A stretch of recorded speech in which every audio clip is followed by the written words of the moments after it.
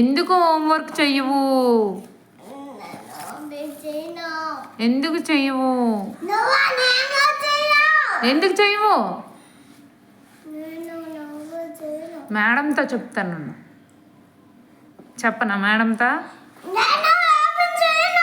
ఎందుకు చెయ్యవు? హోంవర్క్ చేయవా? మేడంతో చెప్తున్నాను. మేడం హోంవర్క్ చేయను అంటున్నాడు అని చెప్తాను. ఏమి చెప్పనా టీచర్తో? చెప్తాను. అమ్మో జోజీ, అది తీ కాంతి దండం పెట్టు. ఎందుకు పెట్టవు? దండం పెట్టు. అలా కాదు, జోజీ కొడుతుంది నీకు.